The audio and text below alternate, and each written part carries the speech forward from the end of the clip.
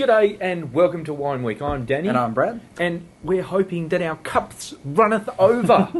Because this week... Or the betting account. Yeah, definitely. Because this week, loads of ponies going around in Australia. The Melbourne Cup, the big one on Tuesday. The race that stops a nation. Yes. Well, certainly does for a few of us, or it's just an excuse to get together and have a couple of drinks. Yeah, and certainly one thing that happens in Australia when it's Cup Day is people start drinking early.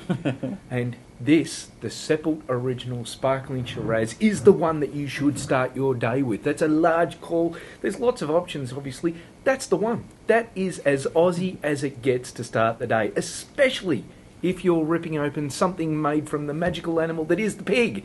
If you're doing eggs and bacon, if you're doing eggs Benedict, this is the wine to go with it. Beautiful. It really goes so lovely with a bit of the fried bacon, and at the same time the bubbles have got enough cut through that if there's a little bit of fat around that it deals with it, and it is such a good starter to the day. As I say, eggs and bacon in the morning, the Seppelt Original Sparkling Shiraz, $20 odd a bottle. You'll still be going at lunchtime. Even if you haven't backed a winner by that point, you'll be bloody happy. So grab one of those. And it is truly an Aussie drink, the Sparkling Shiraz. It's something that we're very proud of. Yep, it's a ripper. Now, moving on to something that maybe if you have a win and you're going out for dinner, you might be going to a restaurant. Now, the reason we're looking at this is a little half bottle here of the Clos Clare Riesling. This is the 2010, the current release. Now, the reason we picked out the half bottle, we got both sizes sent. There's been a number of people saying, well, why aren't more half bottles served in restaurants and other places? Because quite often, if you're going out for a meal and you might be just the two of you and you're not necessarily wanting to share a whole bottle of wine, whether it's white or red, these half bottles come in quite handy.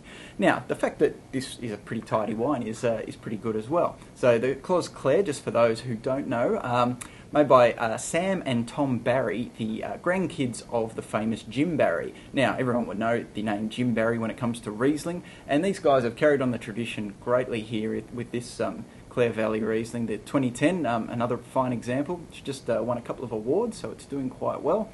But look, the half bottle is a good idea. You'll probably start to see a few more wines around in restaurants produced in half bottles, so if you're looking for something that you don't want to drink too much of, but quality, not quantity, then look at the Clos Clare Riesling around the traps, because it's a really good Riesling. Yeah, look, we've looked at a couple of half bottles across the journey. I think the last one would have been the Henschke Mount Edelston. But we don't see that many whites, and we certainly don't see that many Rieslings. And you know how much we love Rieslings, so great to see a half bottle Riesling out there for you when you hit the town. Look, last thing we're going to have a look at this week, Taltarni Cab Sav.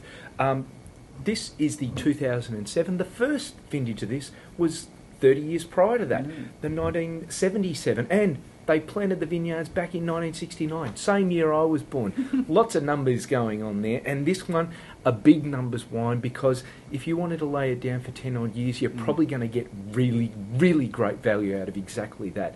It's not a super cheap wine, around about $40 odd, but for something that'll sell at 10 odd years and go beautifully through that distance, that is a really fine example of what you can get for $40. Look, the one thing I have problems with the Pyrenees isn't whether or not they make good wine, it's whether or not I'm going to choose to drink Cabernet or Shiraz from the region, because both have their pros and cons. There's lots of pros behind the Cabernet, absolutely gorgeous I think.